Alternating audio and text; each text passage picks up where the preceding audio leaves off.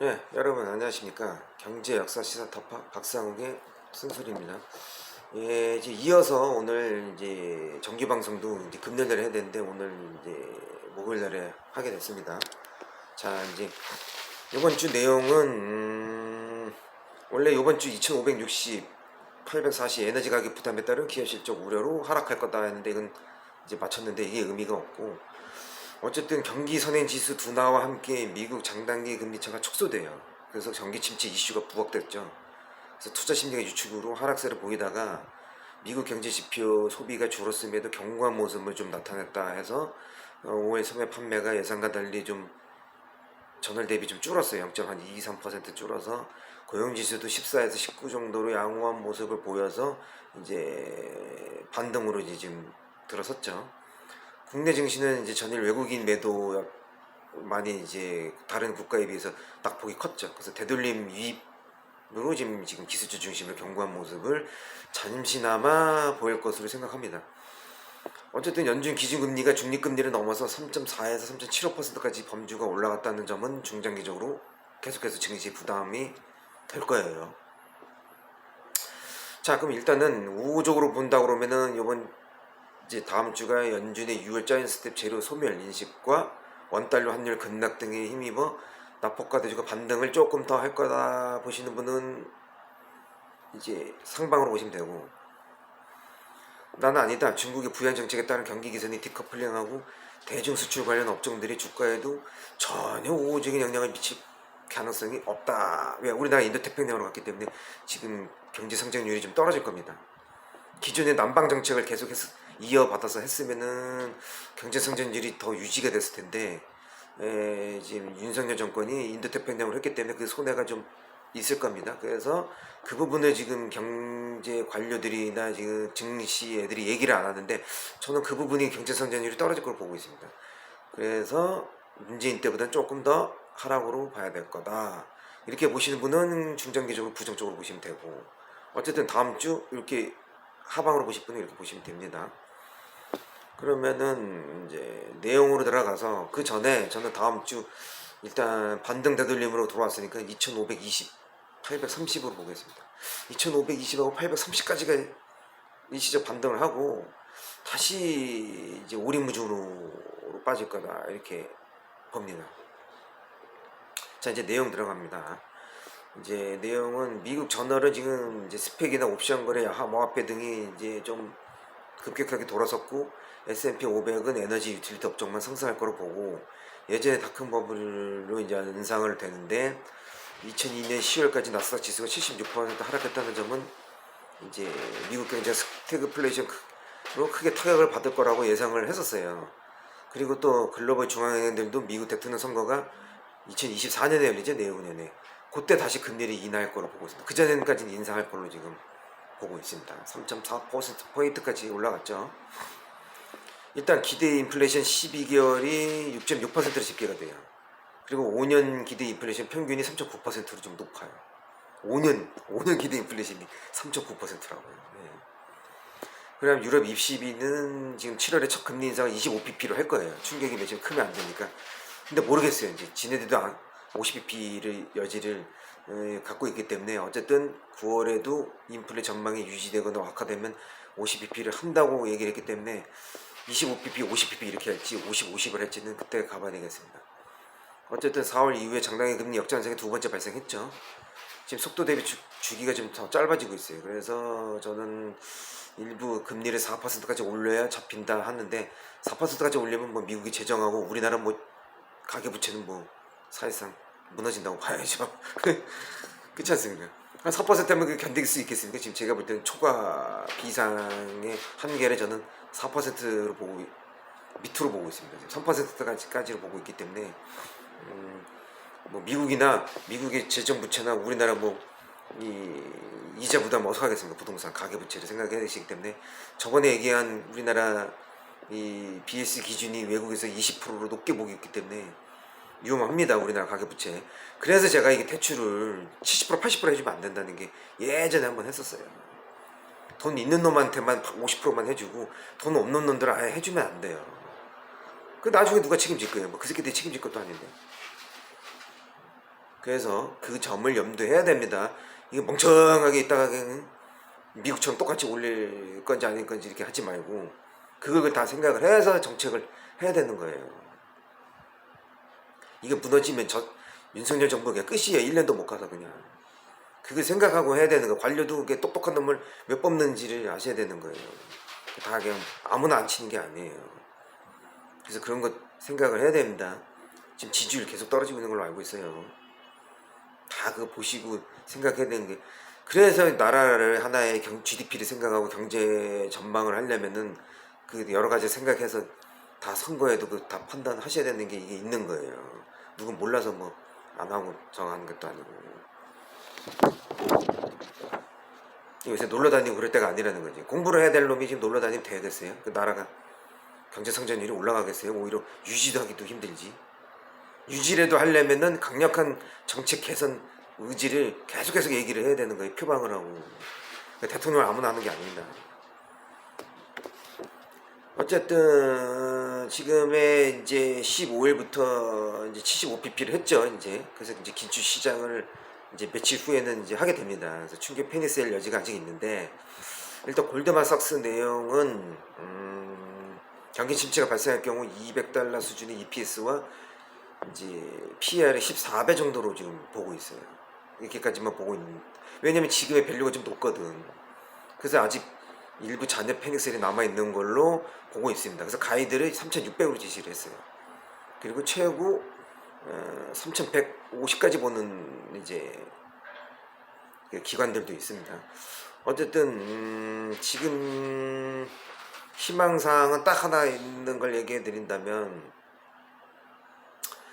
지금 미국 경제 성장률하고 다 떨어지는 걸 나오고 있거든요. 경제 둔화되고 뭐 다 인플레 수요가 둔화되고 뭐 이러는데, 하나 PPI 생산자 물가 지수가 그나마 그래도 11.5%에서 고점에서 10.8%로 조금 떨어졌다는 거는 아주 좀 그나마 하나 좋은 소식이고, 나머지는 좋은 소식이 없습니다.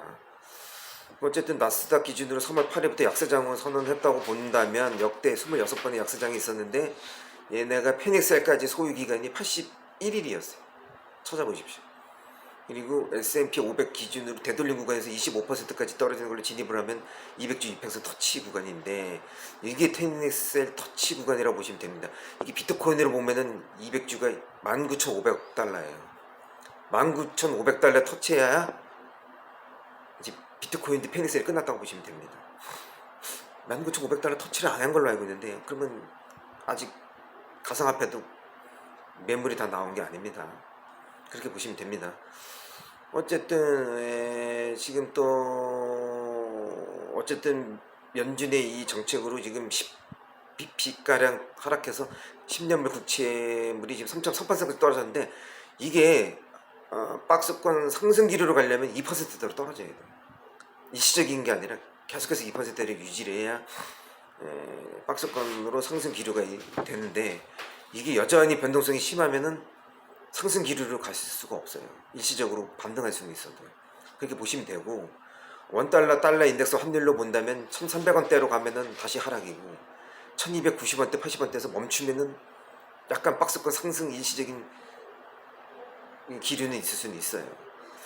그렇게 보시면 됩니다. 그래서 향후 연준의 이제 긴축 시행 중간 결과가 언제 나오냐면 23일 미국 은행 스트레스 테스트 결과가 있어요.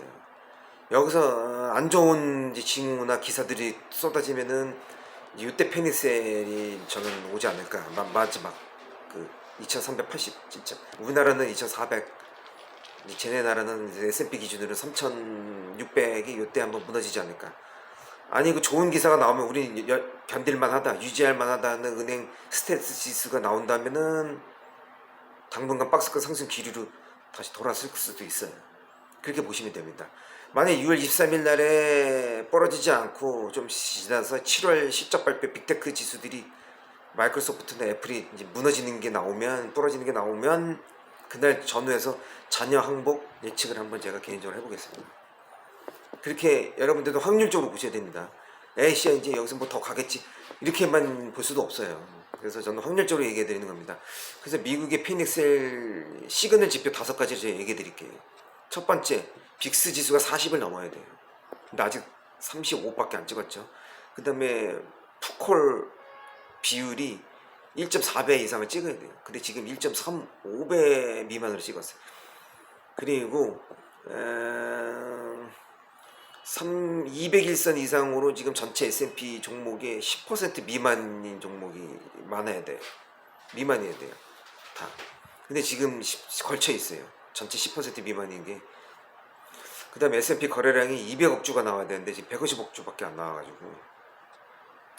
그 다음에 S&P 500이 200주를 터치해야 되는데 지금 조금 터치를 못했어요. 가상화폐나 환물이나.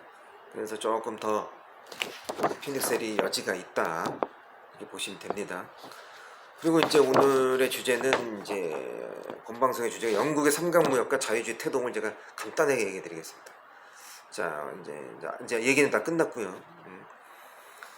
이제 원래 12세기에 습자군들이 지중해에서 설탕을 들여와서 베니치아 상인들이 이제 설탕을 중간에 경유를 해서 유럽 각지로 파는 판매 구조였어요. 근데 열대작물이 유럽 여러 부르주아의 부를 창출하기 시작하면서 네덜란드의 서인도 회사와 이 스페인의 아시엔토 싸움에서 이제 영국이 승리 특권을 부여를 받아요. 나중에 1786년에 모두 다 부여를 받아요. 그 전에 이제 1차 전쟁, 2차 전쟁, 3차 전쟁이 있는데 그거 이제 생략을 하고요. 어쨌든 포르투갈이 15세기 중에 모로코 앞바다 카나리아 제도에서 콜럼버스가 처가가 설탕 농장을 해서 2차 항해 때 사탕수수를 들어와서 거기서 가공을 해서 찰스 2세와 캐서린 공주 결혼식 예물로 우리가 말하는 설탕 케이크 여기서 나와요.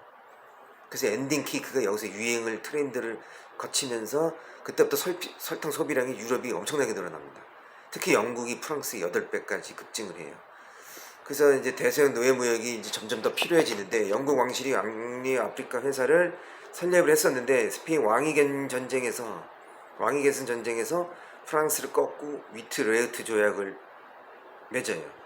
여기서 스페인이 갖고 있는 아메리카 노예 운송권하고 판매권을 획득합니다. 이게 중요해요. 여기서 총과 화약을 판매를 해서 서아프리카에서 흑인 노예를 사들이고 카리브 해역에 되팔아서 이제 삼각무역이 드디어 영국이 주도하는 그게 성행을 합니다.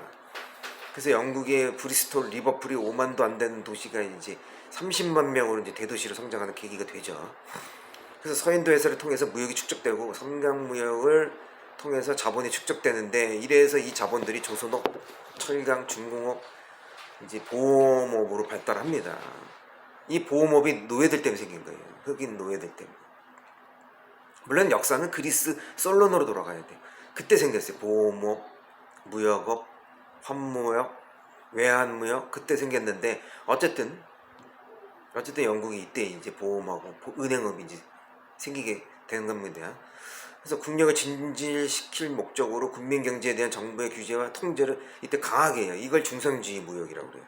그러다가 세계에서 강력한 파워를 지닌 제국으로 성장해서 이제 19세기에 이제 군사력을 더 키워서 왜냐면 자기네들 월등하게 세계 1위니까 이걸 자유무역이라고 합니다. 군사력으로 제품 시장을 확장한다 해서 자유무역이 여기서 나오는 겁니다. 자, 정리를 할게요. 제가 정리를 하자면 영리본의를 위해서는 상업주의라는 말이 나온 거고 국력 증대를 위해서 중상주의라는 말이 나옵니다. 그 다음에 군사 확장을 얘기한다는 건 뭐냐면 군사 패권이 자유주의를 말하는 거고 상품에 이제 관세를 매겨서 이제 보호무역을 한다는 게 이제 독일에서 나온 건데 어쨌든 그걸 보호주의라고 합니다. 그 다음 지금은 재정 확대를 해서 돈을 많이 쓰죠. 정부들이. 그걸 부채주의라고 합니다. 그래서 삼각무역으로 자유주의가 태동했다. 뭐 이렇게 얘기해도 됩니다. 자, 오늘의 이제 금요일 정기방송을 땡겨서 경제 역사 시사 타파의 박상욱의 쓴소리였습니다.